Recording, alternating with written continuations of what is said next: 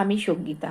আমার রিলসটা আজ বানাচ্ছি বা আমি আজকে ইউটিউবে এই ভিডিওটা করার একটাই কারণ, আমার জীবনে একটা দিনের একটা ঘটনা শেয়ার করব বা সেটার জন্য এইটা ওই অভিভাবকদের জন্য যে অভিভাবকরা তাদের কম বয়সী উচ্ছৃঙ্খল সন্তানদের হাতে গাড়ি তুলে দেন তাদের জন্য। সেটা ৪ চাকাই হোক বা ২ চাকাই হোক বা যাই হোক।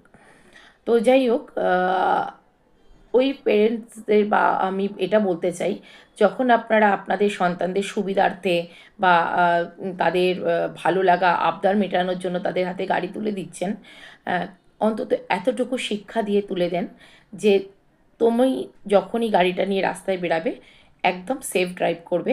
কারণ তোমার জীবনের সাথে সাথে যারা পথচারী, যারা রাস্তায় আছে তাদের জীবনেরও কিন্তু দাম আছে। এটুকু মাথায় রেখে তুমি গাড়িটাকে চালাবে। কারণ আজকাল দিনে দেখা যাচ্ছে যারা সেফ চলছে তাদের কিন্তু বিপদ বেশি ঘটছে, আর যারা উচ্ছৃঙ্খলভাবে গাড়ি চালাচ্ছে, মানে যেটাকে বলা যেতে পারে একদমই খারাপ ড্রাইভিং করছে, তারা কিন্তু এদিক ওদিক করে কেটে বেরিয়ে যাচ্ছে। সেফ চলাটা তো নিশ্চয়ই ভুল নয়। তাহলে কেন তাদের বিপদ আসছে? যাদের মানসিকতাটা খুব উচ্ছৃঙ্খল তাদের জন্য বিপদটা আসছে। আমার জীবনে 15 অগস্টে ঘটে যাওয়া একটা ঘটনা। আমি আর আমার হাজব্যান্ড ৫টা নাগাদ রাস্তা দিয়ে আসছিলাম। খুব সেফফুলি আমরা গাড়ি চালাচ্ছিলাম, কারণ কি খুব বৃষ্টি হয়েছিল। আর আমরা যখন স্কুটি চালাচ্ছিলাম তখন রিমঝিম রিমঝিম বৃষ্টি পড়ছে। তো রাস্তাটা দিয়ে যখন আসলাম আগে পিছে কোনো গাড়ি ছিল না।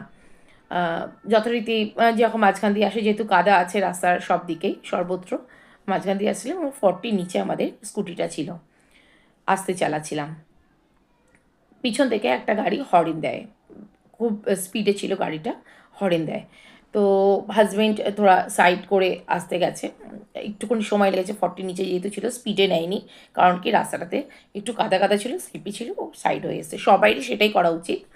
যাই হোক, এবার গাড়িটা কী করলো, যেহেতু একটু সময় লেগেছে হয়তো সেই কারণে গাড়িটা ভীষণ স্পিডে ছিল। প্রচণ্ড মানে ব্যাড ড্রাইভিং করে সে বেরিয়ে গেল। আমরা ৩-৪ ফুট দূরে ছিলাম, তারপরেও তার কাদাটা এমনভাবে ছিল আমাদের পায়ে থেকে মাথা পর্যন্ত। ঠিক আছে, কিন্তু ওই কাদাটা আমার হাজব্যান্ডের চশমায় গিয়ে পড়েছিল বলেতেই আমরা বেঁচে গেছি। যদি চশমায় না পড়তো, শুধু যদি চোখে পড়তো, তাহলে কিন্তু আমাদের ওইখানেই কোনো একটা দুজনেরই দুর্ঘটনা ঘটে যেত। তার জন্য কিন্তু ওই লোকটার কোনো কিছু যায় আসতো না। পরে যখন গাড়িটাকে আমরা সিগনালে গিয়ে ধরি, সে তো সম্পূর্ণ দোষটা আমাদের দিল যে আপনারা কেন আস্তে চালাচ্ছিলেন, আপনারা কেন মাঝখানে ছিলেন, আপনারা কেন দ্রুত সরে যাননি। এটা খুব খারাপ।